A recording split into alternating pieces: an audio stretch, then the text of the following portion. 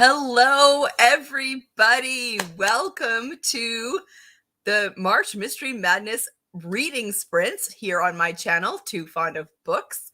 I'm so excited that you guys are here, and I'm so excited to spend the afternoon hanging out with you guys, chatting with you guys, and reading with you guys. I have had such a great March Mystery Madness so far. We're not quite halfway through the month, and I'm actually very surprised that we're already almost halfway through the month. It's going by so fast, and I'm loving every minute of it.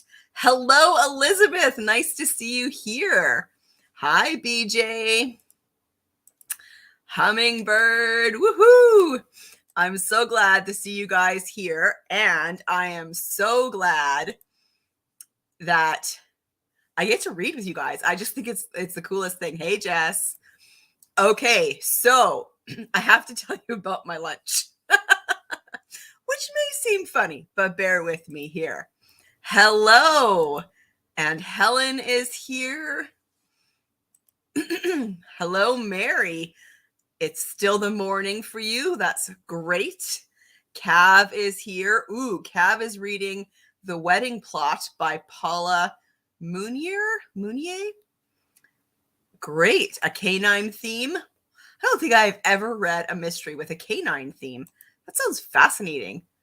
Hello, Casey's here from Vancouver Island. Woo woo. Canadian in the house. I love it. Danielle is here. Mary is here. James is here. Hello, James. Nice to have you here. Annika is here. Laura is here. This is so fantastic. Ahona, nice to see you. It's morning in India. That is so fantastic. Ahona, you're in Calcutta, right? I'm pretty sure that's where you live. It's so good that you were able to be here. This is the one fabulous thing, right? I love that people from all over the world can gather, and it doesn't always work with the time zones, but when it does, it is sweet. Hello.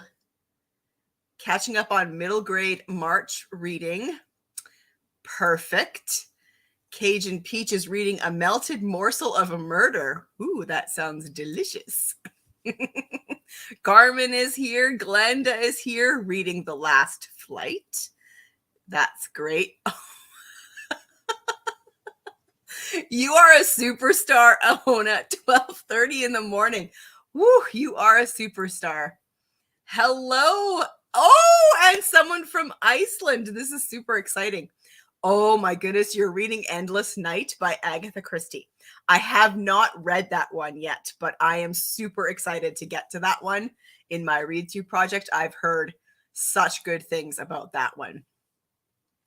BJ says, I love Alex Cava's Search and Rescue Ryder Creed series. Okay, that's cool. Does that also have some canines in it then? Storm is here. Hello, Storm. Oh, Jess is starting the Mitford murders. That's fantastic. A little historical mystery. Annie is here. She's almost finished The Master of Black Tower by Barbara Michaels. I've never read Barbara Michaels. Elizabeth is going to finish up Lonesome Road by Patricia Wentworth. Miss Silver. Woo! I love Miss Silver. Okay, my lunch. I'm still recovering from lunch because it was so amazing. Erin and I made jerk chicken with rice and beans, cilantro lime rice and beans, and mango pineapple salsa. And it was so good. We had it with a little ginger beer, and it was so good. And hilariously, the jerk seasoning that we used said that it was mild. And I took one bite of it and my nose started sweating. And I said to Erin, it's a good thing that we picked the mild one because I wouldn't have been able to handle anything else. I still had to get some plain yogurt because it was a bit too much for me. I can't handle the heat. Oh, BJ says, yes, it's a canine search and rescue. Okay, that's really cool. that's a whole kind of sub genre of mystery that I've never read of, but sounds like it would be super fun. Okay. I'm going to show you. Whoops. The thing with ginger beer is that you cannot inhale as you take a drink, because that is what happens when you do. Whew. Oh my goodness. All right. Danielle is reading The Cruelest Month by Louise Penny. Excellent. Hummingbird is reading more diverse crime stories from the collection The Perfect Crime.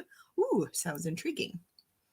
Glenda loves Louise Penny. Annika says, ooh, yes, it was very delicious. It was very delicious. Ooh, Helen's reading Death of a Cad, Hamish Book 2. I love the Hamish series. He is such a great character. It's because they started in the 90s, and we'd gotten into this habit, I think, of having especially like mysteries where there's a male protagonist in the police force. There always has to be something, they're an alcoholic and they're dissatisfied with their job and their marriages are falling apart. And it's always so gloomy. But what I love about Hamish Macbeth, his life is not perfect, but he is so content with where he is. He does not want to leave his village. He loves it. And even though he is incredibly good at his job, he does what he needs to do to stay in his village in Scotland because he loves where he lives. He's content. And we don't actually tend to get a lot of that where the detective is content with their life. And I frankly love that. I find it a bit of a breath of fresh air, as it were. Mary is reading The Secret of Heartwood Hall.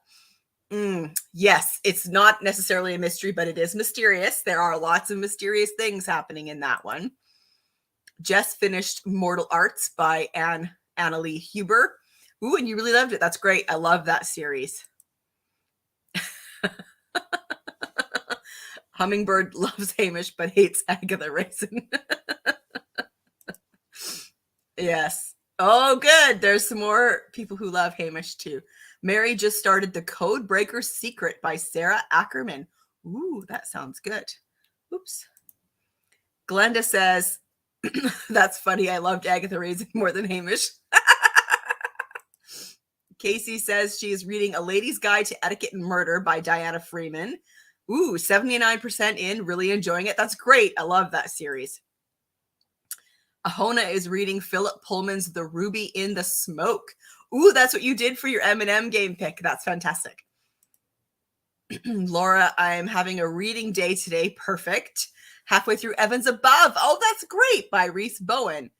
Yeah, the Wales setting is great. Yes, and there is definitely that hint of the Hamish books. I can totally see that. Annika says, I'm reading The Red House Mystery, A.A. Milne, and actually have to pick up a Sophie Sarenbrant and kind of feel like picking up another Christie or maybe some Golden Age short story. Decisions. Let us know what you decide, Annika. Helen says she's going to start the first Stella and Lindy mystery tomorrow. Okay, Murder at Mornington Hall, I think. That one is great. It's set in the Edwardian time period. James is reading Ghosts from the Library with supernatural stories by Maurier Brand, Tay, Doyle, Berkeley, Christie, and a whole bunch more. Ooh, I love it. Sounds good. Storm has only tried Agatha Raisin so far, and she likes her. Annie's doing the third Stella and Lindy. That's great. You're very welcome. Okay, so what do I have on the stack beside me today? I am going to start A Pinch of Poison by Alyssa Maxwell. This is the second in the Lady and Lady's Maid series. This is set just following the First World War in England. And I quite enjoyed the first book in the series. I was super excited to pick this up from the library yesterday. This is Christopher Fowler's last book, Bryant and May, Peculiar London. And it feels poignant to be reading this now because Christopher Fowler just passed away a little over a week ago. And so, yeah, I was super excited to pick this up. The City of Mystery as You've Never Seen It Before. So this is not a Peculiar Crimes Unit mystery. This is a guide to the City of London given by members of the Peculiar Crimes Unit, which I think is just brilliant because the City of London is such a huge part of the Peculiar Crimes Unit series. And so Christopher Fowler was genius to do this.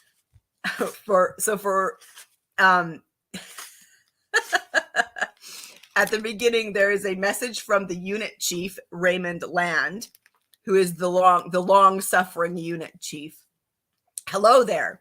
As the chief of the Peculiar Crimes Unit, London's oldest specialist police division, I've been asked to say a few words about this volume.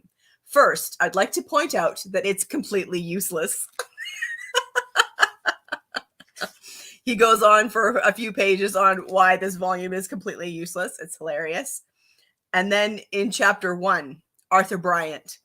If history consists of what you can remember, I'm buggered. So yes, I'm very excited about that. I'm also still making my way through The Science of Murder, The Forensics of Agatha Christie by Carla Valentine. Yes, I'm really enjoying that one. I'm also planning on starting The Leavenworth Case by Anna Catherine Green, written in the United States in 1878. This is part of the read along with Tim from Tim's Reading World. And this one is supposed to be the first detective novel written by a woman. So I'm excited to dive into that. And I won't be doing any reading in this during the sprints, but I have been listening to The Murder on the Links by Agatha Christie. It's a reread for me, and I was able to get an e-audio book of it from the library. So I've been listening to it, which has been very, very fun. So that's what I have on my pile of possibilities to read for this afternoon. Susan is starting the Marlowe Murder Club. Love that. Storms thinks she will start off working on A Sinister Revenge by Deanna Rayburn, which is the latest Veronica Speedwell. Okay, I think that I've read 2 or 3 in that series. I need to keep going. Yes, it is very sad about Christopher Fowler.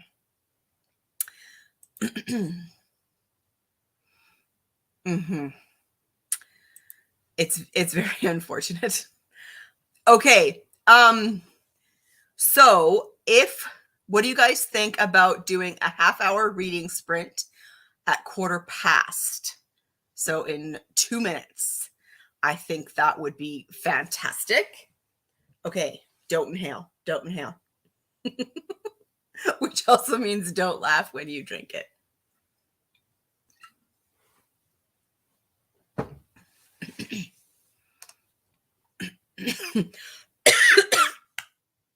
Excuse me. Okay, Glenda says, I'm not wild about Myrtle Hardcastle on audio. Should I try print? I'm just not into middle grade sleuths. I don't know. I've never read that series, Glenda. Anyone else, if you've read that series, give her some advice. That would be great. Annika, have you read it then? The Leavenworth Case? James, is that something you've read? I know you're more into Golden Age. So that's earlier, definitely. Okay, so let's do a half-hour reading sprint. And I just lost my train of thought. Sorry. Elizabeth says, I enjoyed Myrtle in print, but she's very much a child. Okay. Jess says, I love the Myrtle series and I prefer the physical book. Annika says, Oh, you enjoyed it a lot. Okay. Well then, yeah. Ooh, Talia's here. Hi, Talia. She wants to start Cicero's murder trials, but needs to first finish Pharaohs of the Sun and the Eye of the Beholder, Deformity and Disability in the Greco-Roman World. Talia is part doing the Historathon, and they're very much in the ancient world. So yeah, those all sound good, Talia. James has not read the Leavenworth case.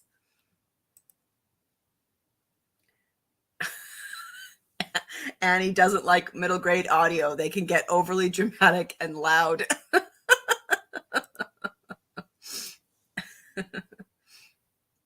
Storm, however, she liked it on audio, not so sure about the print. All right, some mixed opinions here. All right, so enjoy your reading sprints, whatever you're going to do for the next half an hour. And so yeah, however you plan to spend the next half hour. So we are going to read until 1:45. Okay, have fun, everyone.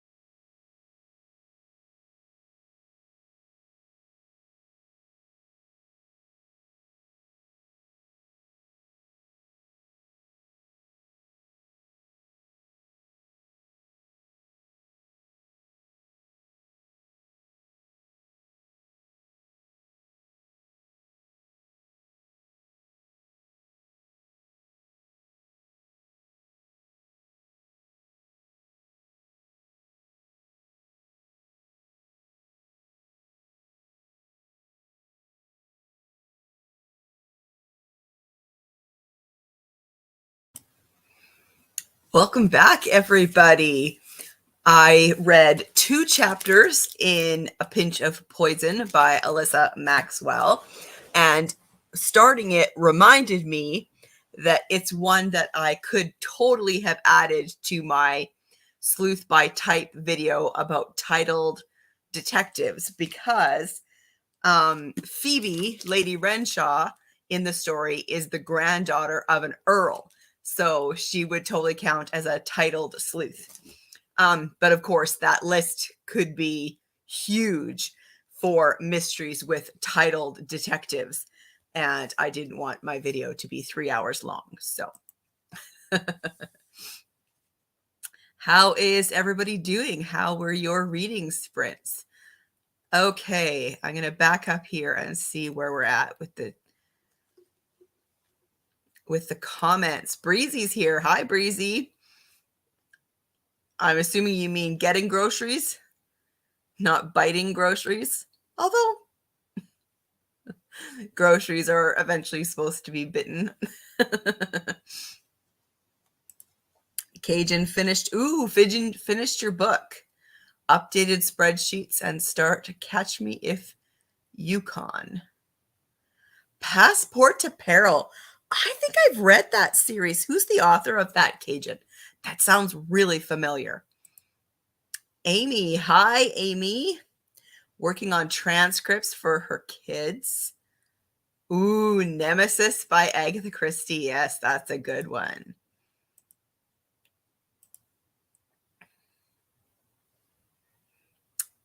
Jackie, you're missing this. That's too bad. I'm doing another one next week and every Saturday in March, and I will definitely consider doing one once a month following. Yeah, for sure. Denise is reading A Vicious Death by MC Beaton, and BJ finished Origin in Death by Rob, and then treating herself to one every 5-6 months. Okay, that's a super long series, isn't it? Like 50 books or something. Read some Mrs. Hudson by Martin Davies. It's strange to have somebody outsmart Sherlock. Yes, that series is fascinating, making the detective Mrs. Hudson.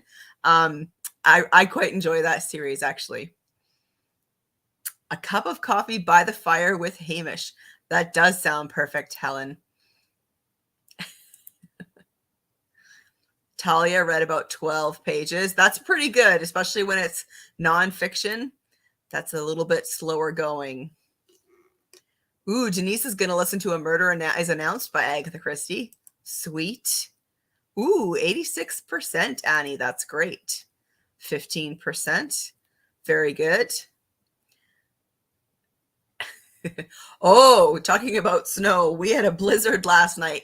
We didn't get a ton of snow, but there was a lot of blowing snow. So there's huge drifts everywhere. So I'm very glad that I don't have to go out today. A Murder of Brides by Sulari Gentile, set in Australia.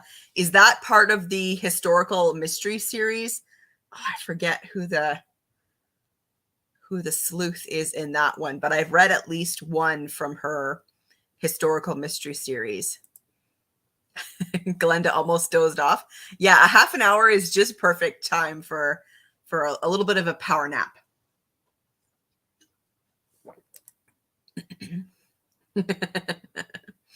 Oh, yes. So Breezy's reading the Leavenworth case too.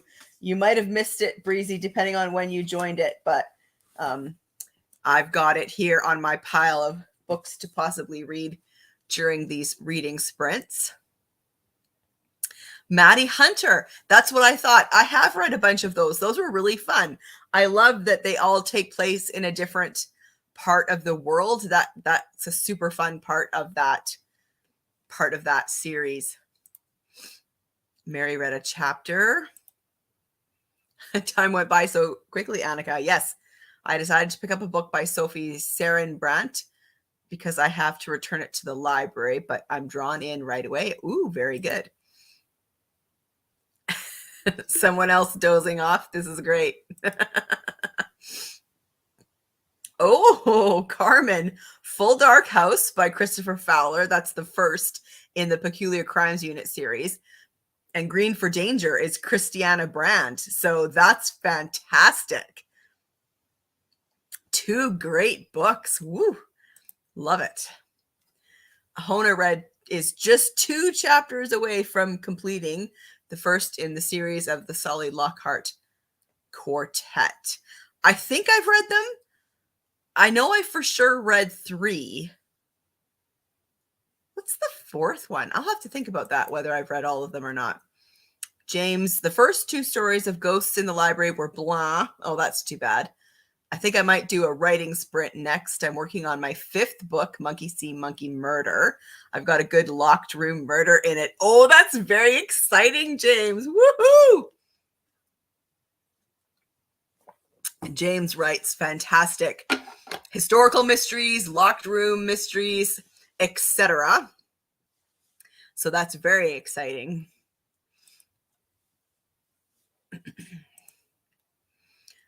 Storm is 15% into A Sinister Revenge. The verdict is still out on this one. Wasn't a huge fan of the last one and what the author did, so waiting to see if it gets fixed, at least for me.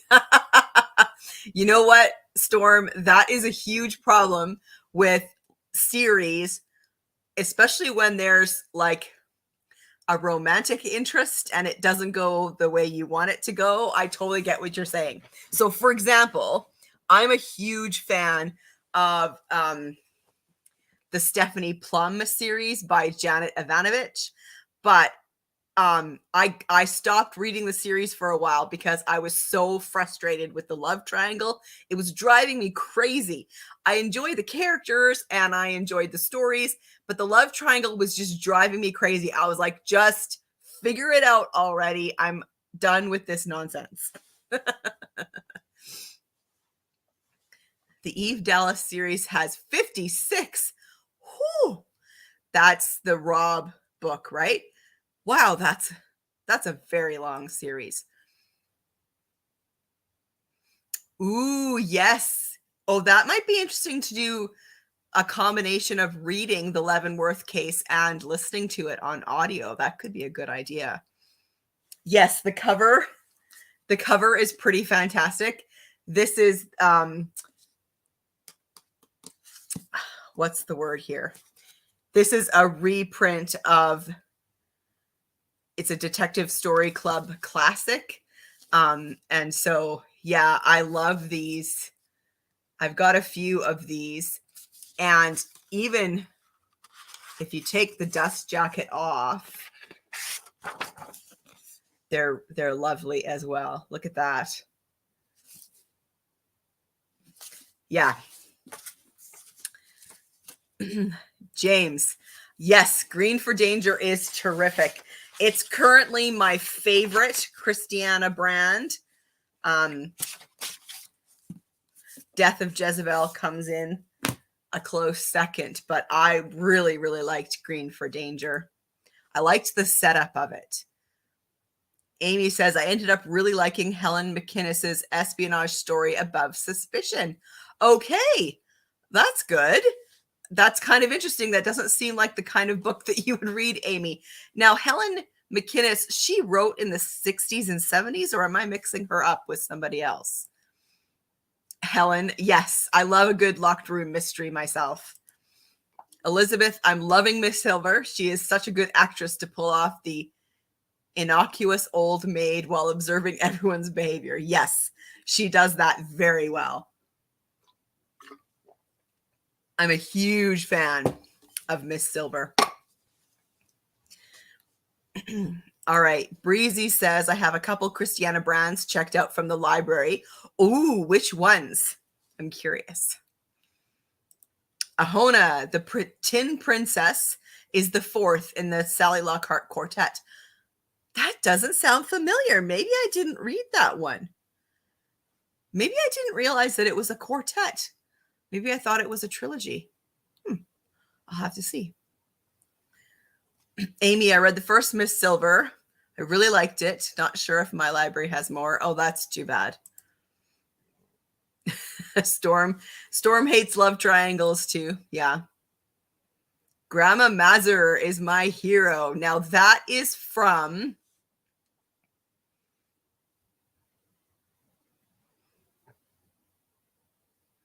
G.A. McKevitt. Maybe is that the series set in Georgia in the 80s? Am I remembering that right? Ooh. Mary picked up a couple of mysteries at our annual what, Mary? Book sale? Elizabeth. Oh, well, at least your library has ebooks of the Miss Silvers. Better than nothing. Yes, James. The only place for love in a murder mystery is as a motive for murder. Yes. Thank you. That's good. Yeah. It is, right? Like it just gets so annoying after a while. You just seriously you can't handle it anymore. Someone else who's not a fan of love triangles. Yes. Oh, Breezy, you've been swapping between audio and ebook for the Leavenworth case. Okay. Do you have a good narrator for that? I think honestly with audio books, the narrator makes such a huge difference in your level of enjoyment in listening to a story. Yes, she does go back and forth between two guys. The bad boy ranger. Yeah, he's intriguing. Oh, the 40s. Helen McInnes was a lot earlier than I thought. Okay. Yeah, well then that sounds great. Elizabeth's been wanting to read Helen McInnes. That's what all she wrote basically, right? Was kind of espionage kind of stories. Excuse me. Mary picked up a couple of mysteries at our annual book festival. Local authors. Ooh, that sounds great. True Blue Murder by Elise M. Stone. That is cool. And an annual book festival. That sounds amazing. I wish I lived somewhere that had an annual book festival. You don't mind it in the Stephanie Plum books, but otherwise you don't like the love triangle trope. That's funny. Ooh, Breezy Ann has Heads You Lose and Green for Danger. All right, James. I think that I've read Heads You Lose, but now I can't remember. But if I was to pick from those two, read Green for Danger, Breezy. It's so good. It's set in a military hospital in England during World War II. Such a good setup. Oh, Grandma Mazur. What am I thinking? I don't know why I didn't put that together. We've been talking about Stephanie Plum, but yes, I love her grandma. Her grandma is my favorite character in that series. She is hilarious. Yes, sorry. Sometimes I'm a bit of an idiot, you know? All right. Oh, no. Okay, yeah. So totally read Green for Danger. I'm trying to remember if Heads You Lose is one I've read or not. It sounds like it. Yeah, I need to check that. McInnes only wrote a handful of espionage stories, slightly autobiographical. Really? I did not know that. That's interesting. Her husband was in some kind of something. Ooh.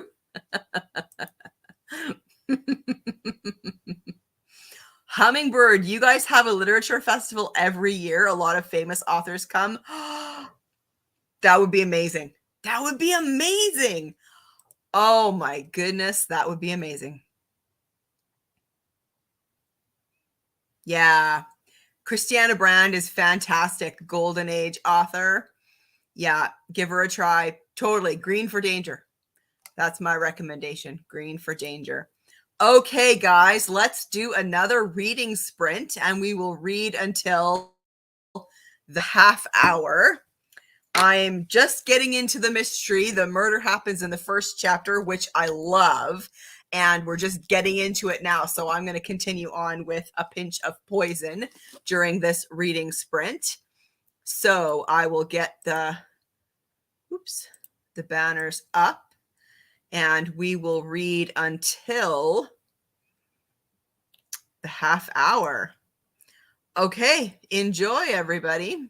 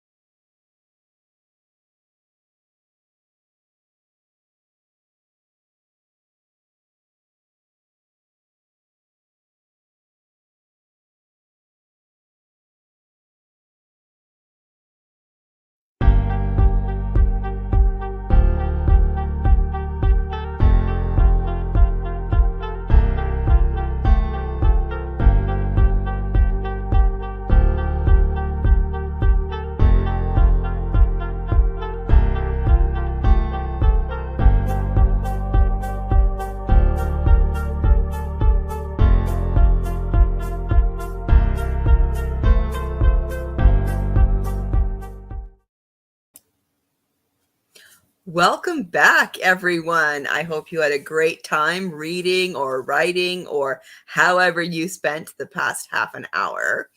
I had forgotten to say earlier that BritBox is currently hosting a 24/7 Agatha Christie marathon, which I find fascinating. So it's a live stream. You click on it and you join whatever's in progress. And there's no schedule. There's no way of knowing what's going to be playing. And so I just periodically check to see what's going on. And for a few days, it was all Poirot. But what was fascinating to me was it was all the old Poirot. You could tell because of the aspect of the screen.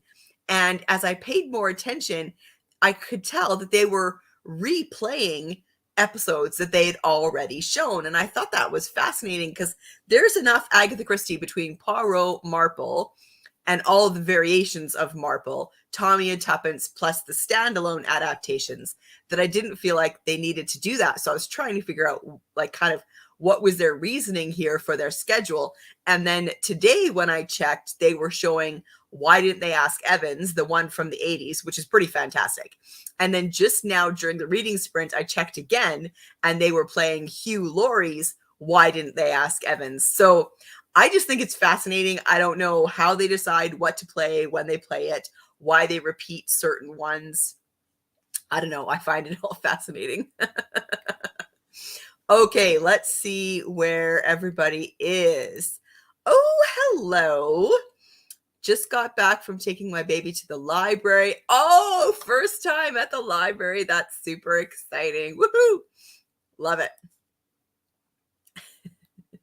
That is an important milestone. Definitely. Amy switched to Miss Pym Disposes, Josephine Tay. Let me know what you think. I had a bit of a hard time with Miss Pym Disposes, I'm going to be honest. But I do love Josephine Tay. BJ finished The Truth Teller's Lie by Sophie Hannah. Ooh, very graphic and disturbing for folks who like that. Then read more in The Literary Murder by Batya Gur. Fascinating. 16%, Danielle. Nice. Annie made it to 93%. You're so close, Annie. Dream in the Garden made it to 49%. Cajun Peach made it to 28%. Hummingbird Started the Skeleton Takes a Bow by Lee Perry. Got to chapter 5. Very good. I do. I enjoy both the versions of Why Didn't They Ask Evans a lot. It's one of my favorite Agatha Christie's. I think it's a very good one, an underrated one. And the one from the 80s is fantastic. The actors that they get to play Bobby and Frankie are the same two that they get to do Tommy and Tuppence, and they're brilliant. They're really good together, and that's a really good adaptation. But I also really, really enjoyed the Hugh Laurie adaptation. I thought he did a really good job with it. Ooh, Helen Claire's next Agatha Christie will be The Moving Finger. Love it. Elizabeth is 69% through Lonesome Road. That's Patricia Wentworth. Okay, Laura, you and your husband just watched Hugh Laurie's Why Didn't They Ask Evans and thought it was really good. That's great. Yeah, I think so too. Talia decided to take a brief break from nonfiction, started to read Christiana Brand's Heads You Lose. I like starting with the first book in a detective series if I can. I have reached 11%. You know what? Heads You Lose, that could be the one that I read. What's the basic premise of that one? I think that might be the one I read. Okay, Storm. Oh, no. That sprint was a bust. Been trying to get a fire started with wood that is not wanting to burn. Oh, no. And now it's getting chilly in the house. You have to put on some sweaters and grab a blanket. V reads, just tuned in, currently reading Agatha Christie's The Murder of Roger Ackroyd, 62%. That is my favorite Agatha Christie of all time. I love it so much. Ooh, and you've been watching the adaptation of Death on the Nile from 1978. That is a fantastic adaptation with an amazing cast. I love the cast in that one. It's so good. Glenda is pet sitting and the big doodle and I are doozing. Nice. Love it. Ahona is on the last chapter of The Ruby in the Smoke. So almost 98%. Well done. Oh no. Mary spilled her coffee and had to clean it up, so didn't get much reading done. That's very unfortunate. Annika wonders if the Christie Marathon is literally random. Maybe through AI. Oh, that could be. Yes, there are a lot of Poirots since they also turn short stories into episodes, fortunately for us. Exactly.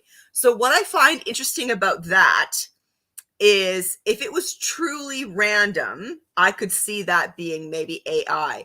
But what they seemed to be doing was playing through a series. So the one where I noticed that they were playing it over again was series 6, has 4 full-length ones, so like an hour and 45 minutes. And they played them, and then they went back to the beginning, and then they played them again. And there's a possibility they did it a third time, like in a row. They didn't play anything else. They did those 4, then they went back and they did those 4 again. So I'm trying to figure out kind of what the reasoning is there. But yeah, that's an interesting thought that it's random by AI. Fascinating. Ooh, James is writing my first locked room lecture.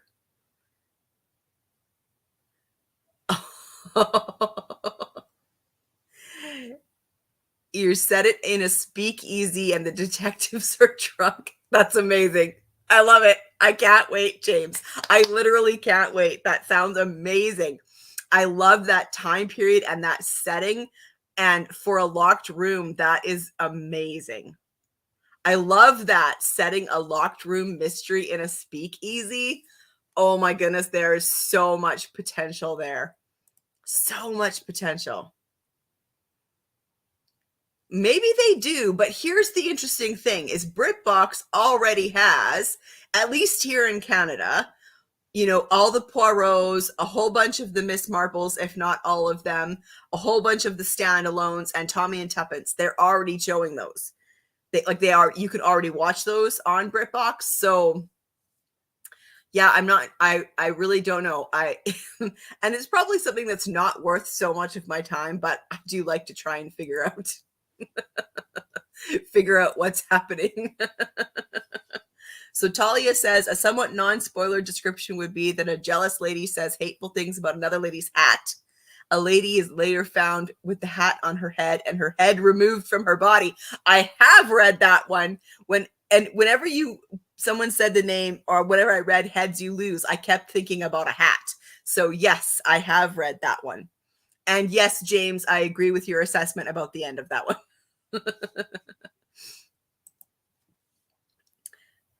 Yes, it does, doesn't it? All right. V. Reed says, this is my 4th Agatha Christie book, and I'm enjoying it so far. And can't wait to read more of her books. Have not heard of that Christie Marathon. Might have to check it out, but might not be available to me. Yes, I don't know. I don't know if they're doing it in other countries on BritBox, but currently BritBox Canada is running it. It is curious, right? Dahlia. Yes. Talia, I think you would like James's books. Talia is a huge fan of Golden Age mysteries too. And James sets his books quite often in the Golden Age. And they all kind of have that feel to them. Elizabeth, has anyone read Tour de Force by Christiana Brand? I own that one. You know what's funny, Elizabeth, is I just took that one out from the library because my mystery book club that meets in real life, the theme this month is Holidays from Hell, which is a great theme. And in that one, Inspector Cockrell is on holiday somewhere and things go downhill fast. So I'm going to be reading that coming up soon for my in real life mystery book club. So very fun. Annika says, do you think there is a hidden code in the marathon, Janelle? Maybe there is. And I am just obsessive and nerdy enough to try and figure it out. Dahlia, yes, you should check out James's books. He publishes them as James Scott Burnside. And yeah, they're fantastic. James is a huge fan of Christiana Brand, says Tour de Force is awesome. I always say Brand is awesome, but that one really is. James, do you remember where he's on holiday in that one? Yes, Elizabeth. Yeah, I will make sure I share my thoughts for sure. Talia, I have Tour de Force, but haven't read it yet. She's a new to me author. So yeah, she wrote in the 40s and 50s. I want to say, I don't think she had any books in the 30s. She is a golden age author who has a somewhat limited output compared to others like Agatha Christie. She wrote like, I don't know, 10 or so. But yeah, she wrote some pretty fantastic ones. Okay, so one thing that I did in that reading sprint was I started to take a look at the Leavenworth case by Anna Catherine Green, and there's an introduction in this edition by John Curran, who edits the Agatha Christie notebooks. And there's some really interesting things in his introduction that I wanted to share with you. Oh, Alice is here. Alice, nice to have you. You missed some sprints. That's okay. We're still going strong. Alice is reading The Red House Mystery by A.A. Milne for the first time. That's got a bit of a locked room element to it. I read that a few years ago. It was fun. Like, it was one of those that are fun, kind of more lighthearted. And I always think that it's so interesting that the creator of Winnie the Pooh tried his hand at a mystery. I just think that that's so fantastic. Alice and Annika are both reading The Red House Mystery, so that's pretty interesting. Yes, the John Curran books on the notebooks of Agatha Christie are so interesting. Talia almost started The Red House instead of Heads You Lose. She wants to read that one soon. Woo, A.A. Milne is popular this weekend. Okay, so in the introduction to this one, which was written in 1878, he says, not only was Anna Catherine Green the first woman to write a detective novel, thereby earning the sobriquet the mother of detective fiction, but she also included in it many themes and ideas that later became commonplace in the genre. And then there's a kind of a footnote. The Dead Letter from 1866 by Seeley Register, full name Meta Victoria Fuller Victor, is strictly speaking the first detective novel written by a woman. But as it contains a detective character with an extrasensory powers, its historical significance is contentious. Yeah, I can see that. And as further proof of her importance in the development of detection fiction, she also introduced, later in her career, 2 distinct types of detective, each very different, each contributing to an emerging form, and each much copied in the years that followed. And then, appearing almost half a century before the heyday of the Golden Age, the Leavenworth case embodies many of that era's distinctive features. Ebenezer Gryce, described by himself as a professional detective and one who would feature in a dozen novels over the following 30 years, investigates the murder in his New York home of wealthy Horatio Leavenworth. The reader is presented with the body in the locked library, a victim on the point of changing his will, a floor plan of the murder scene, a coroner's inquest with medical and ballistic evidence, and a second death. We encounter a lawyer narrator, Everett Raymond, with a romantic interest in the outcome of the case, a butler, a secret marriage, an initialed handkerchief, a second floor plan, and that device beloved of many later Golden Age writers, a numbered listing of significant points. All of these are instantly recognizable from hundreds of detective novels over the following century. Isn't that interesting? Also fascinating is this. If the creator of Sherlock Holmes and the pioneer of the detective novel are not two impressive enough advocates for Green's reputation, then the discovery that Agatha Christie was an admirer surely is.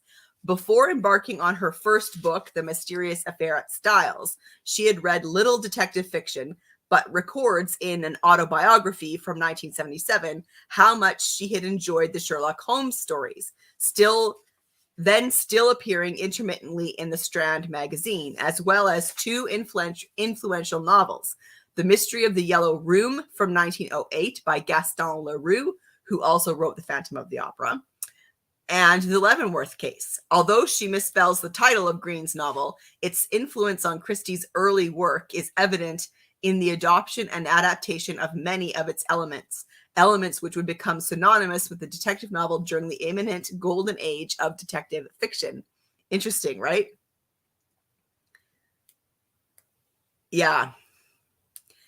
And then it continues. But yeah, so I'm even more fascinated now with this and kind of the connection to the golden age, which I love, love, love. Okay, James says the Red House mystery is fantastic. One of the essentials. Yes. I can't remember where Two de Force takes place, but I think it's an island just off Italy. Oh, yes, that could be right.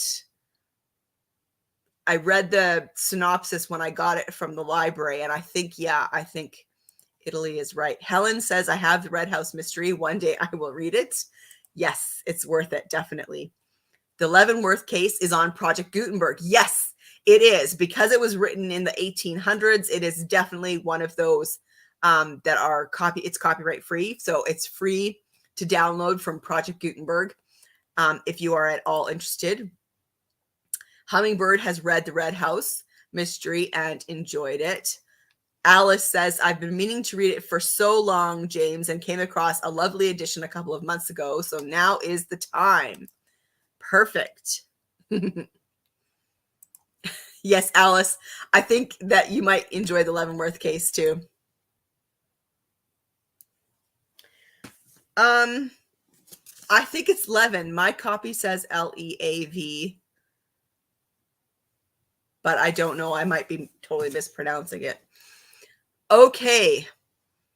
What do you guys think about doing another half-hour reading sprint at 10:02, and we will read until 20 after? Does that sound good for everybody? Sounds good to me. This has been really fun so far. I love it. I love it. I love it.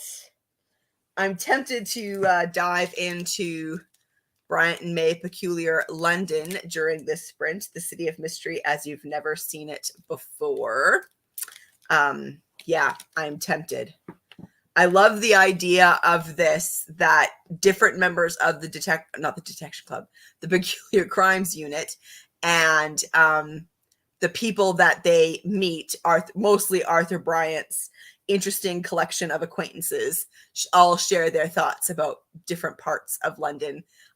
So yeah, it's got that quirkiness of the Peculiar Crimes Unit series, and yeah, I'm looking forward to it. All right. You're in for another one. That's great. Okay, then let's do it in just under a minute. We'll do another half-hour sprint. I have to get some water. I'm getting thirsty. Yeah, I'm probably going to do another check on the marathon and see what they're showing. They might still be doing Hugh Laurie's Why Didn't They Ask Evans? Did that one have 3 episodes? I think maybe it did. I think maybe it did. All right, here we go.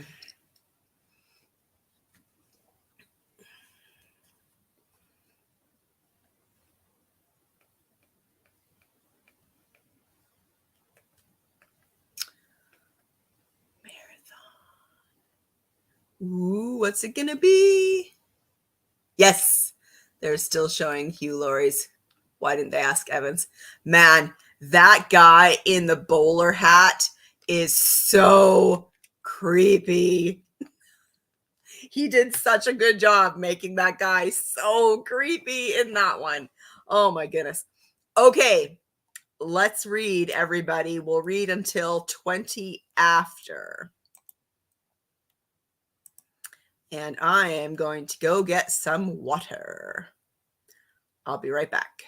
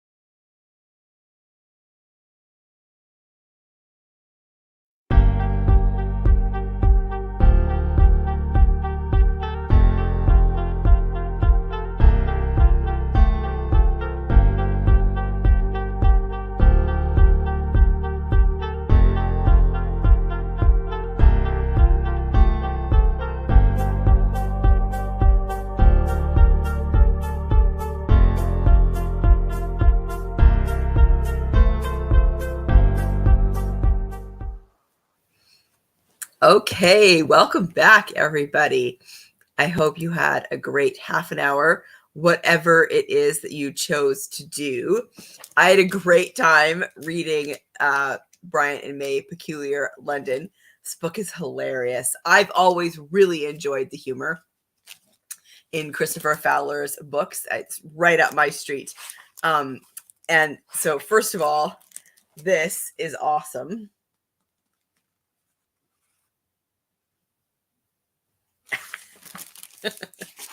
And then the message from Unit Chief Raymond Land. I was just laughing hysterically.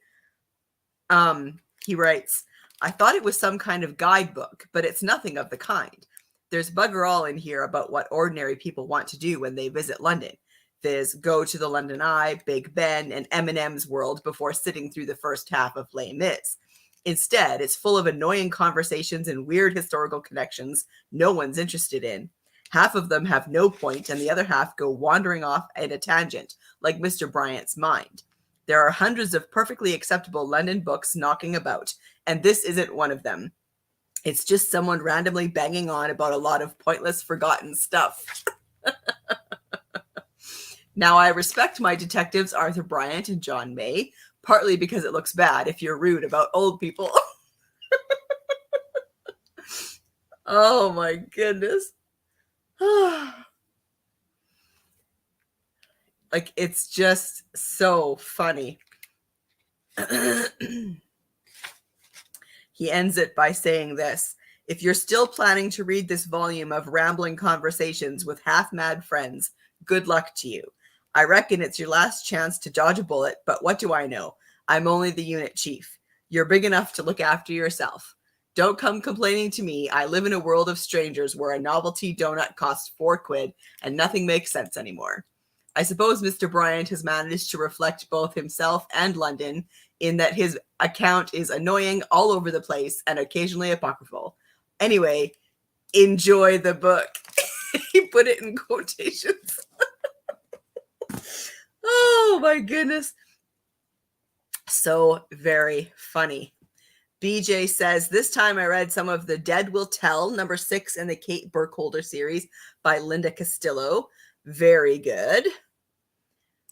V Reed says 69% for me. Keep getting distracted. Yes, that happens to me periodically too. Ooh, Annie finished her book, 4 stars. That's great. Storm says, got a little bit red, but still working on the fire. I think I might have it going somewhat. Is the wood wet, Storm? I wonder. I'm sorry that you're having such a hard time getting your fire started. Hummingbird says, enjoying Sid the Skeleton and his sidekick, Georgia, solving murders. Got chapter 10. And Elizabeth says, it is. This book is awesome. I was laughing so hard. The conversation between Bryant and May that he recorded, which is why it's in here, it's just so funny.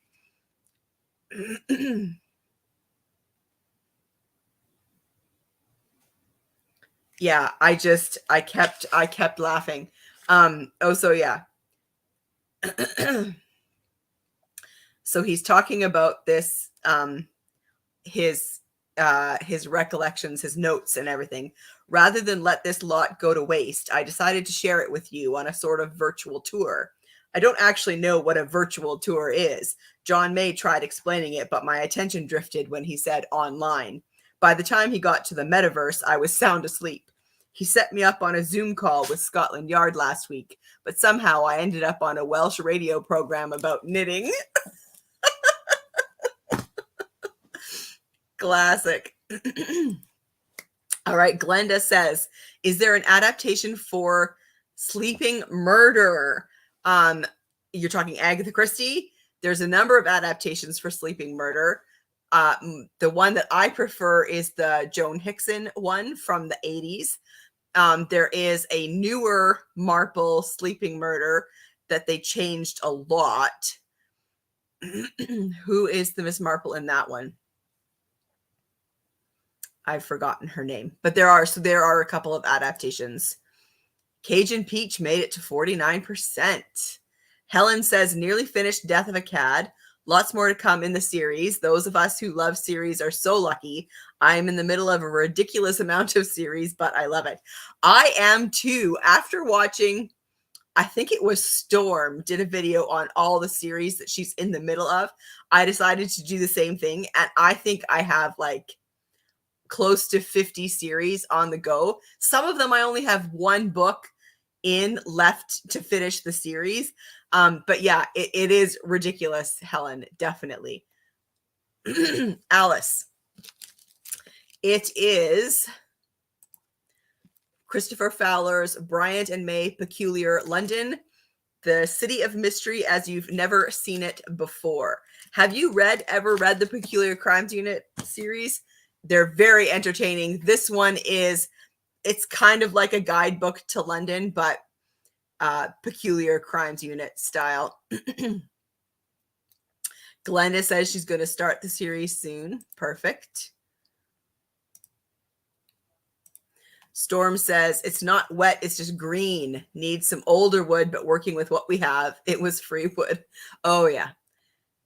I can see there's definitely going to be a problem with that. It's harder to start the fire for sure. Laura says there's a 1987 adaptation of Sleeping Murder starring Joan Hickson as Miss Marple. Yes, that's my favorite one. I read that book about 3 to 4 times when I was younger. Yes, I love Sleeping Murder. It is one of the best Marples. It's so good. Talia says, I have reached 25%, although I keep dozing in and out. Not the book. Maybe it's the day. It's a Saturday, right? Jess says, I have the first one in that series and I'm excited to get to it. Full Dark House. Yeah, it's a great series. Ahona says, I finished The Ruby and the Smoke. Yay. And wow, the illustrations look great. Are you talking about in here? Yes. Please tell us again the book you read during the last sprint. This one, again, Bryant and May Peculiar London by Christopher Fowler. This one just came out in 2022. Yeah, we just got it here in Canada. Hummingbird also has the first book in the series and wants to read it. Donna. Hi, Donna. Just joined in right before this sprint, reading The Hangman's Beautiful Daughter, the second book in Sharon McCrum's Ballad Mystery series. Very good. So you've got a couple hundred pages to go in that. Sounds good, Donna. Nice to have you here.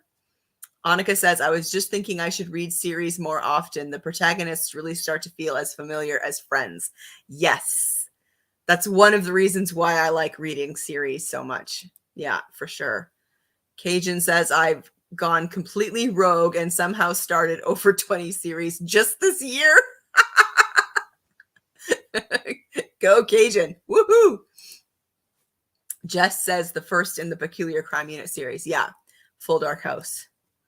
Alice says, I've not read that series yet. Need to start it. Yes, Alice, it's fantastic. It's unique. It is a mystery about a unit in London. But it's definitely unique. There's a lot of humor, and the detectives in it are, in their late 70s and should have retired, years before, but they haven't. And they love London. There's this love of London that just permeates through the series. And that's one of the reasons why I really like it. Hummingbird says, my Agatha Christie calendar has Sleeping Murder for March. Perfect. You should give it a try. It's so good. BJ also loves Sharon McCrum. I don't think I've read very much from her. I think I've read a bit, 1 or 2. Amy says, I'm starting to really get into Nemesis. I've read 4 chapters of Mrs. Pym Disposes, and I love the humor, but curious where it's headed. Yes, Amy. That was part of my problem with that book. It took forever to get anywhere.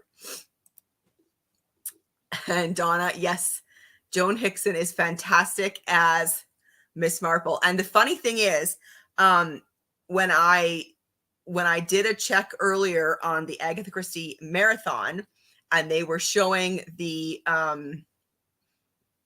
1980s version of Why Didn't They Ask Evans. The scene that was playing when I checked it is a scene where they are talking to this lady, and she is played by Joan Hickson, and it threw me for a loop at first because she's such a different character, but her voice is so recognizable that I was like, oh my goodness, that's Joan Hickson. And so yes, she was fantastic in that, but she is my favorite Miss Marple. Miss Pym disposes builds pretty slowly. Yes, Elizabeth. Yes, it does. Mary is now 94 pages into her book. That's great. Mary says, True Blue Murder is African Violets, a retirement community, and murder. I'm not sure it will be for me. Huh. Who's the author of that?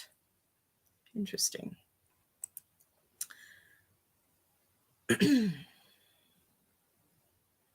Ooh, V Reads wants a recommendation for the very first Miss Marple. Okay, so Miss Marple fans, if you haven't already, put your recommendations in the comments. If you've never read Miss Marple, first of all, I can say this. It doesn't matter. You can read them in whatever order you want. I would say, I mean, Sleeping Murder is a really good one to start with. Definitely. I also love Nemesis, and A Caribbean Mystery is also very good. I mean, they all are, but it's so hard to give a recommendation.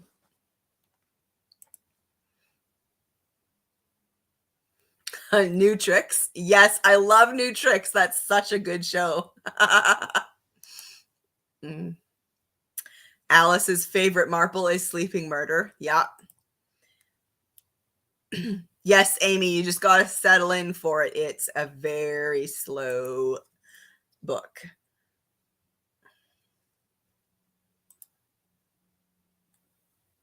Elizabeth says the payoff is worth it. At least I think it is. Janelle may feel differently. Yes, I wasn't convinced about that one. Oh, well, everybody's different, right? Jess likes A Murder is Announced. That is another very good one. Donna says, I remember that scene from Evans. She was also Christie's pick to play Miss Marple. Yes, she was. And I think that's cool. Helen says, read Murder at the Vicarage first. Why not start at the beginning? Hummingbird says, Nemesis. You're getting some... You're going to have to just choose, I think. Annika also says, A Murder is Announced. Perfect. So I don't know if we helped you there or not.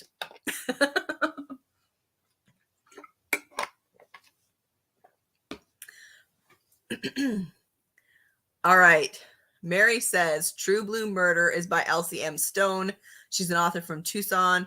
There are at least 6 in the series, and the amateur sleuth does eventually move from the retirement community.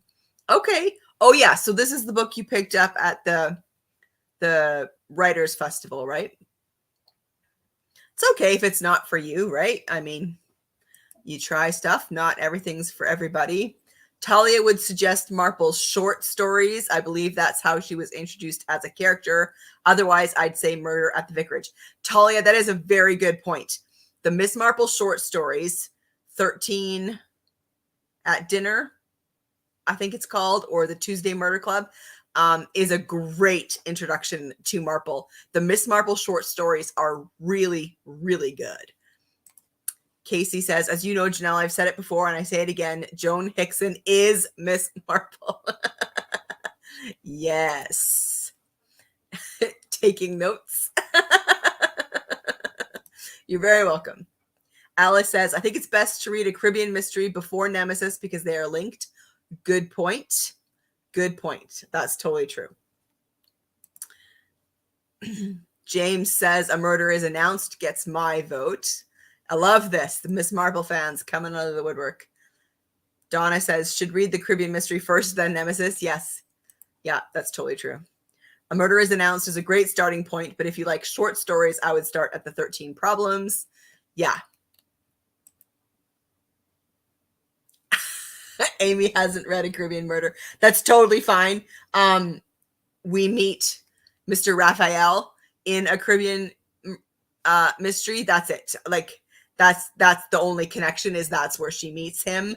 Otherwise, you're fine to read Nemesis. But yes, she meets Mr. Raphael in A Caribbean Mystery.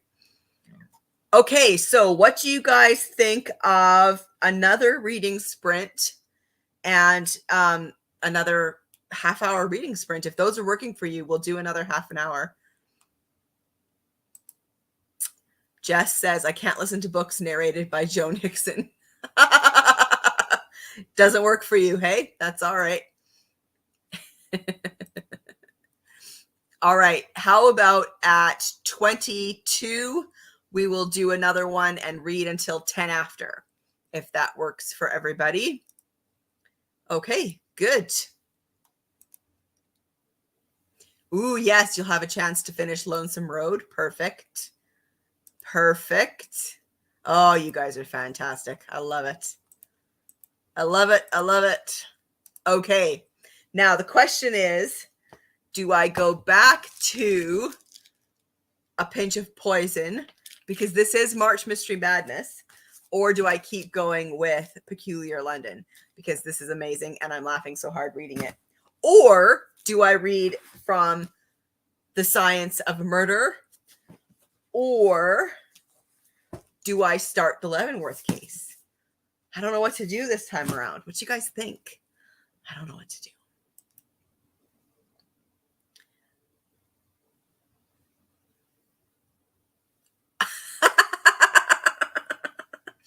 Well, you've got a lot on your list, a lot to look forward to. So that's perfect. Oh, Glenda's chiming in with a new one. 450 from Paddington. That's great. I love 450 from Paddington. That one's good too. Oh, that's excellent. Ooh, I'm getting votes for Peculiar London. Oh, twist my arm. Yes. Pick your poison.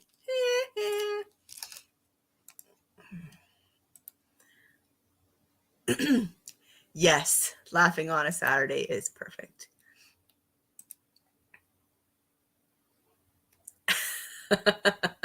I am more than happy to read you guys more of it, because it's just so funny. I just find it hilarious. All right, let's see. There was some pretty funny stuff from Arthur Bryant here. All right.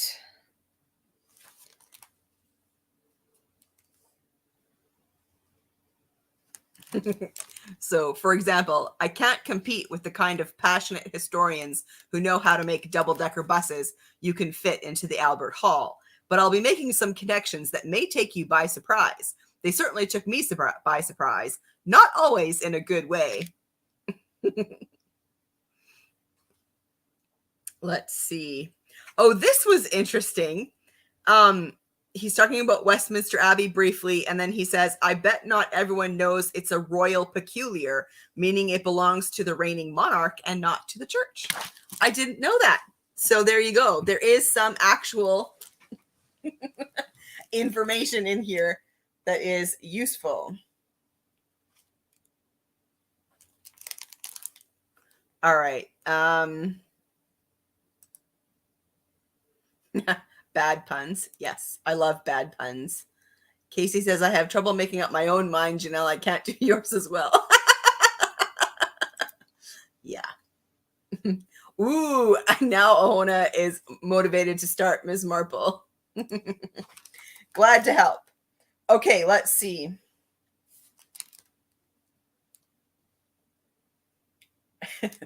Three things transformed London: the Reformation, the Great Fire, the railways, and the Blitz. John May. That's four things, Arthur Bryant. You're not on yet, John. Wait for your cue. Actually, there's another thing. The Revolt of the Iceni. But London as such didn't really exist that far back. John May. So 5 things. and you have to hold both those keys down to record. Arthur Bryant. I've used a cassette player before. Believe it or not, I was once a big fan of new technology. John May. How am I only just hearing this? Why did you stop? Arthur Bryant. I bought the K-Tel bottle cutter and nearly severed my lips. Let's push on.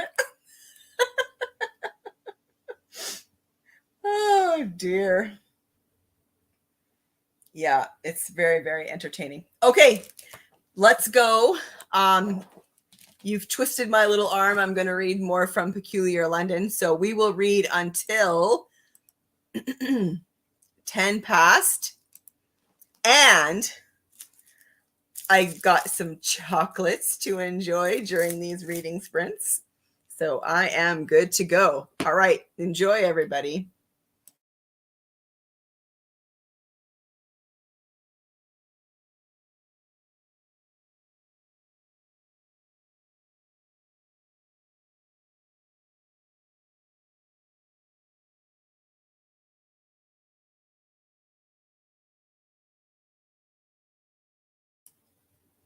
I'm so glad you were able to join us. And yes, it's super late there, Ahona. So go to bed. But I'm so glad you were able to join us. And I will definitely be reading more from A Pinch of Poison. So yeah, have a great rest of your weekend, Ahona.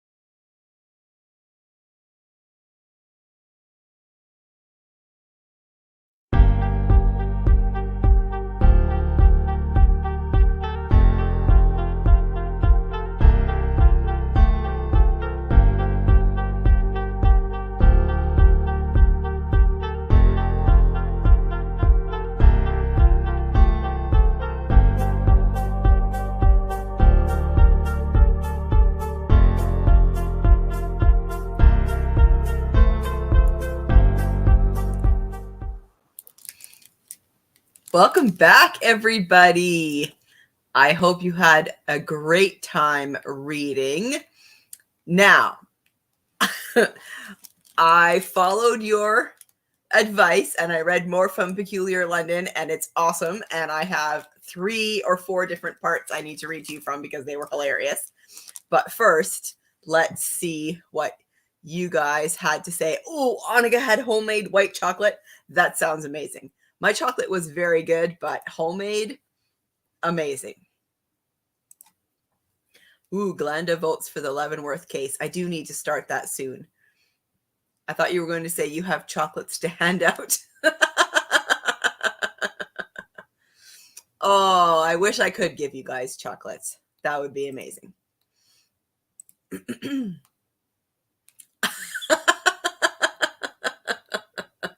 That's not very nice of me, is it, to make you watch me eating chocolate? Oh, Elizabeth is here. Hi, Elizabeth. Oh, perfect. I'm glad you're here. Heading home from work at the bookstore. I'll listen in while driving. Man, I would love a job at a bookstore. That just sounds amazing. Oh, and Laura, you got your book done just in time. That is great. Perfect. Perfect timing. Helen did not do any reading. She took her dog Stanley out in the freezing cold for a very quick walk. Oh, you're a good dog owner. Danielle made it to 19%. Well done.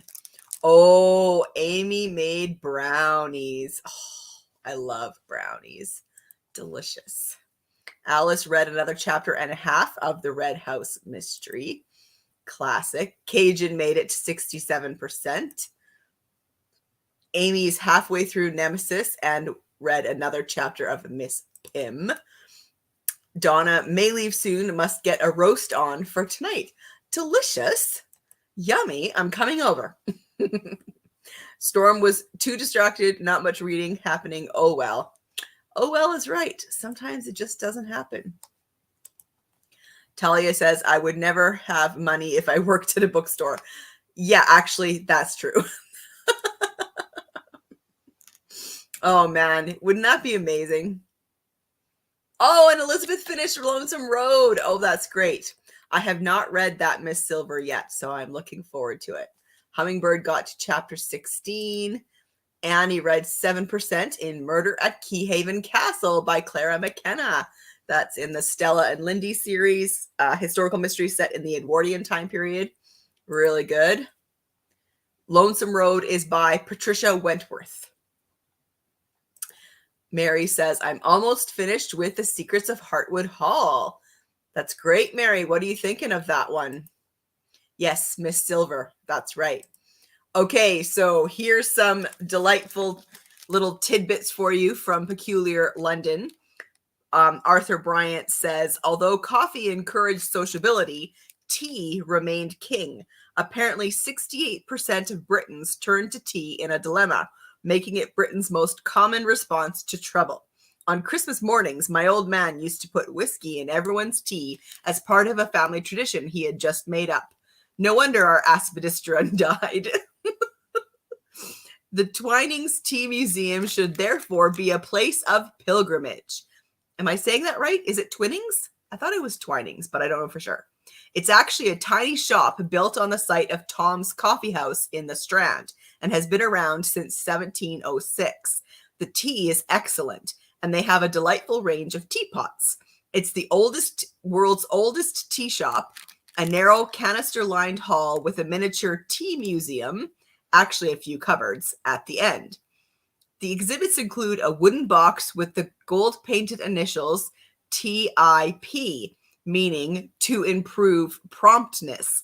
If you wanted your beverage a bit faster, you drop in a few pence, hence the word tip. Isn't that amazing? I did not know that. I hope that's true because that's amazing. All this recording is parching my throat. I shall be stopping at a nearby hostelry for a sea vigil easement, so this part of the tour is now over. Oh, sorry, your virtual tour, John. If anyone wants me, I may be found in the Scottish stores. John May, your recorder is still taping. Arthur Bryant, I think it's gummed up with something. I shouldn't have gone near it with glue on my hands. Could you have a look? You're the technical one. John May. Only if you buy me a pint. Isn't that amazing? Okay. Aw. Thank you, Donna. Wow, V Reads got to 73%.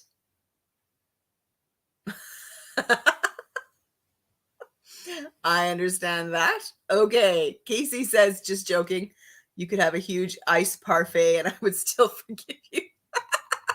Oh, thank you. Jess says, how are you liking The Secrets of Heartwood Hall? Yes, that's my question too. Elizabeth says, at a traffic light, surprisingly, I haven't spent much money at the bookstore.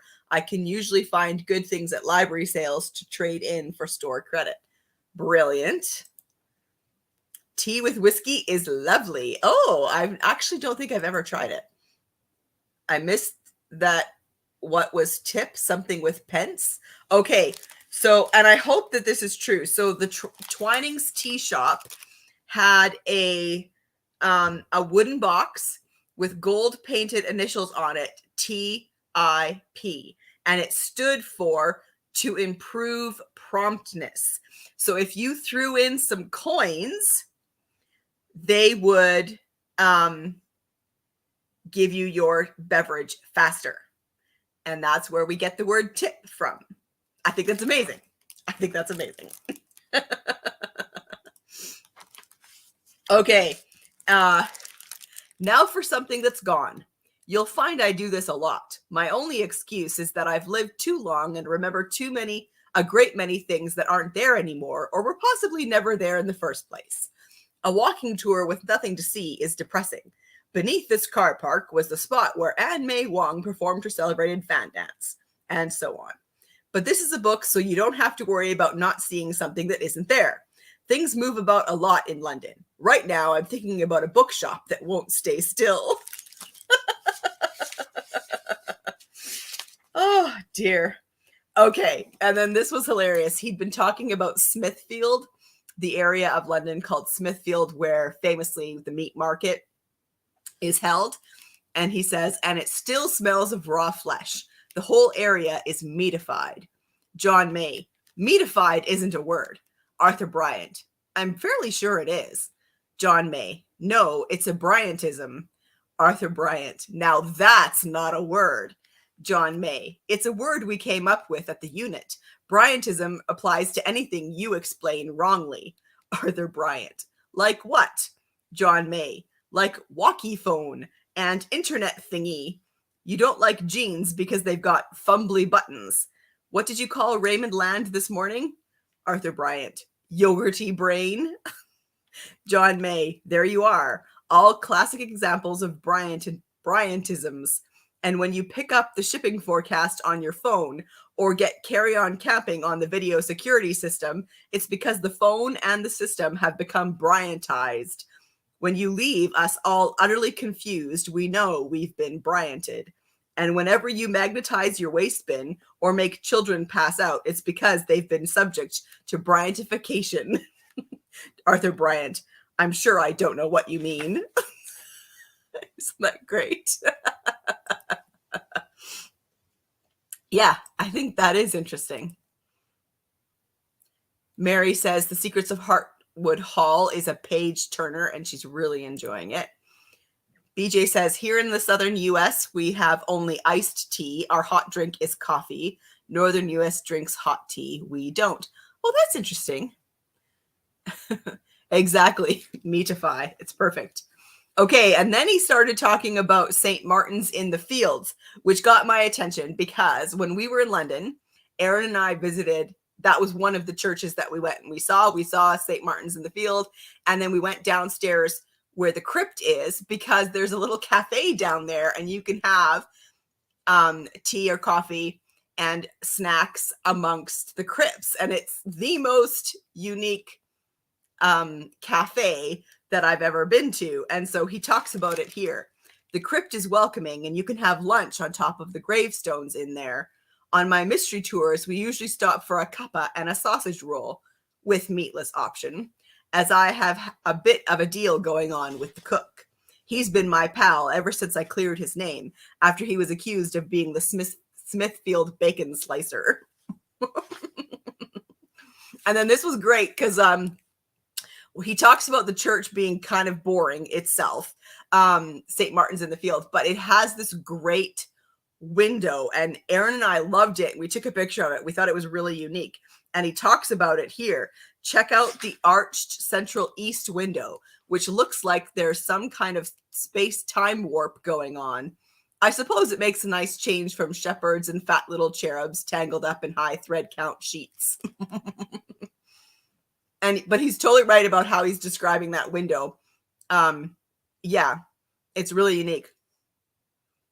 Sorry, something in my mouth. Okay, it is really unique. I've never seen a window like that in a church. I thought that was really cool. Okay, so yes, that was very entertaining. I'm loving that book. I'm gonna have to buy it. I'm gonna wait till it's out in paperback, though. I prefer paperback to hardcover. What do you guys think? Do you guys have a preference? Do you like the paperback versions, or do you prefer the hardcover editions? Annika says, I bet the people buried there never envisioned themselves in the middle of a cafe. No, I don't think so. It's very unique. Yeah. Yes, paperback. I do too. And I think it's because I read in bed so much that a hardcover, it's heavier and it's actually more painful when I fall asleep and drop it on Aaron's head. I've been told. Amy says paperback for sure. Paperback, paperback, paperback, paperback. Yes. Weirdly enough, I prefer middle grades in hardcover and everything else in paperback. Oh, okay. So why middle grade? What's that about? That's very interesting. Okay, so I'm curious. Perhaps chocolate. Perhaps. I don't know what it was. It was annoying me. Claire says hardcovers look great on the shelf, but I love floppy paperbacks. Yes. Very true. Alice says I'm really fond of paperbacks too. V. Reed says paperback 100%. Hardbacks are just too heavy for me. Surprisingly, though, a lot of hardbacks here go on sale, so they're usually cheaper than the paperbacks, which breaks my soul and wallet. Danielle says, I prefer most books as ebooks, easier to read in bed. Yes, that's true. Although I tried reading with my Kindle in bed and I wasn't a huge fan. I need to give it another shot, though, I think. Cajun is also ebook. I'm coming around, but I still prefer physical books. Although I am coming around to ebooks. I don't know. There's something about a physical book. Okay, so I'm curious, are you guys up for one more sprint, or do you think you're done for the afternoon? What do you guys think? If we do another sprint, I'm going to read more from my Pinch of Poison book.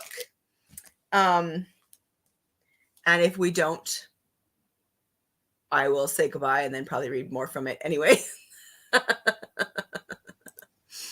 All right, Danielle says, I prefer most books as ebooks, easier to read in bed.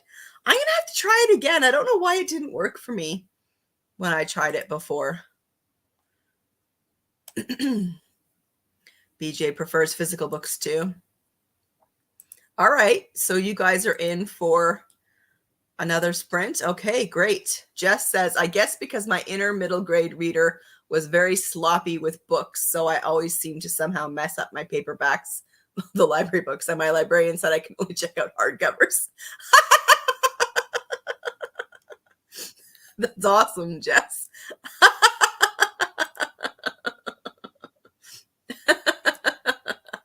Okay, so you guys are in for some more sprints. All right, that's great. Mary says, I am surprisingly shifting to ebooks as a preference.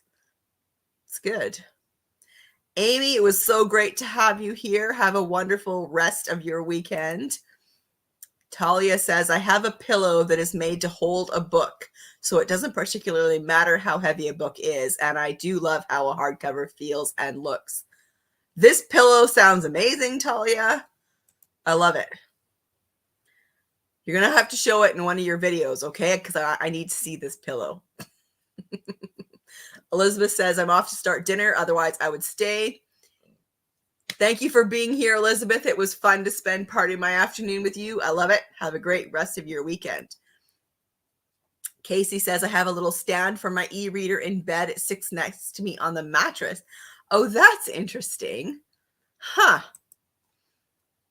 Laura says, I'm in for another sprint. I want to start a British Library crime classic, The Murder of My Aunt.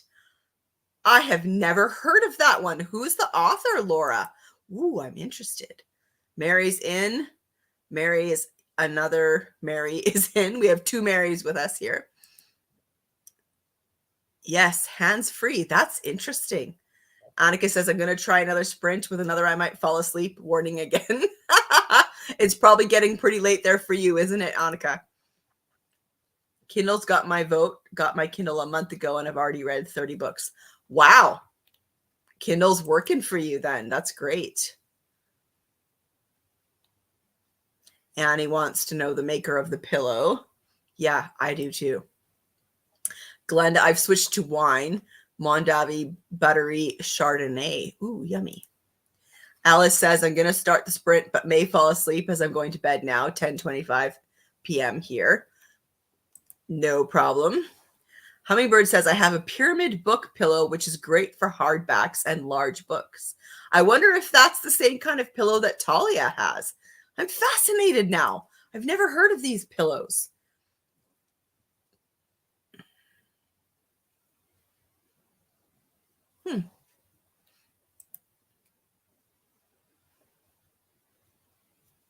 Oh, your case for your paperwhite makes a stand so you don't have to hold it.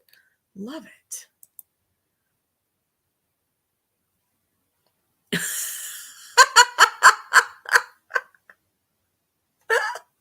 Whatever works for you, Annika. That's great.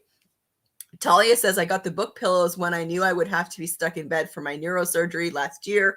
I'll try to remember to show them next time I record. That's cool. I love it.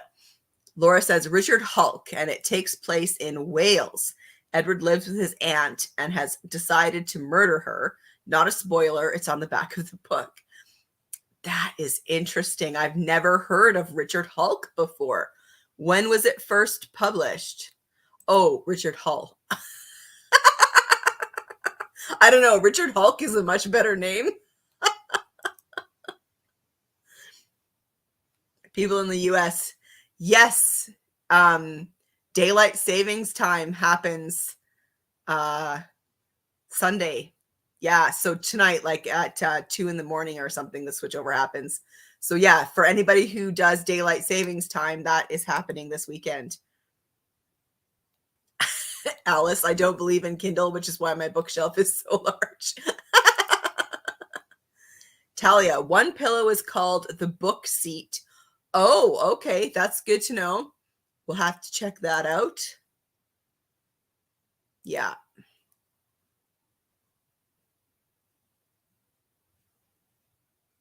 What do you mean next year, no more daylight savings? I haven't heard that. Although here in Saskatchewan, we don't do it anyway, so it doesn't affect us.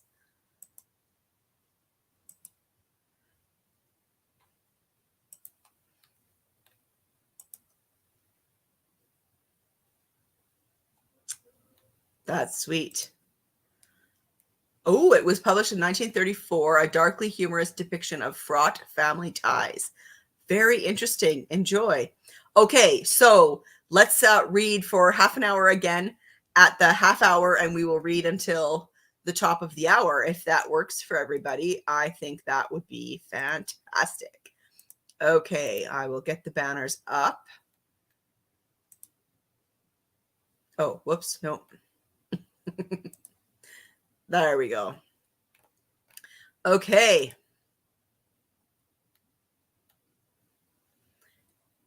Enjoy your reading, everybody.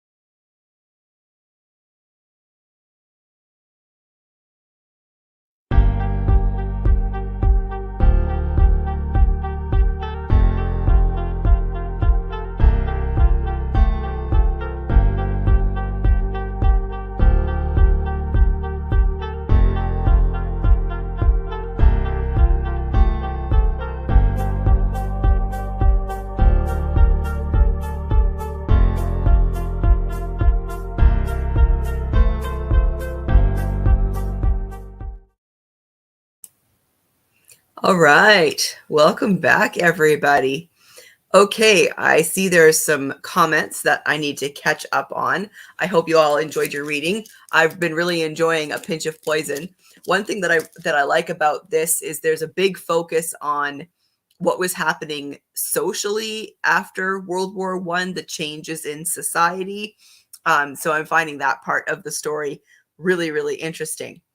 Okay. Uh,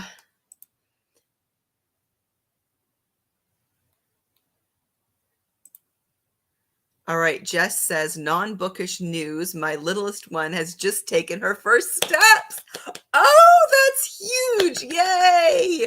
Well done, little one. That's amazing. Congratulations, Jess. That's exciting. That is very exciting.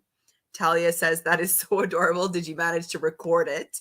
Yes. Fantastic. Unfortunately, no, but I will ask her to do it again. I'm sure you know, since she's your littlest, that once she starts, she will not stop.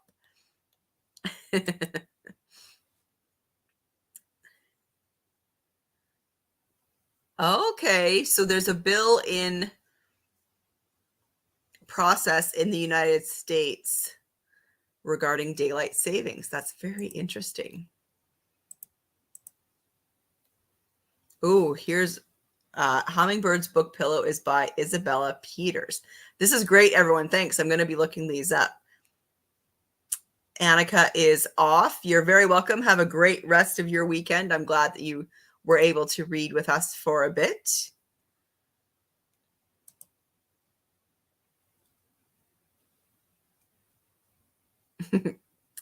Have a great weekend, Alice. Ooh, Danielle made it to 22%. That's great. Talia made it 63% through Heads You Lose. That's great.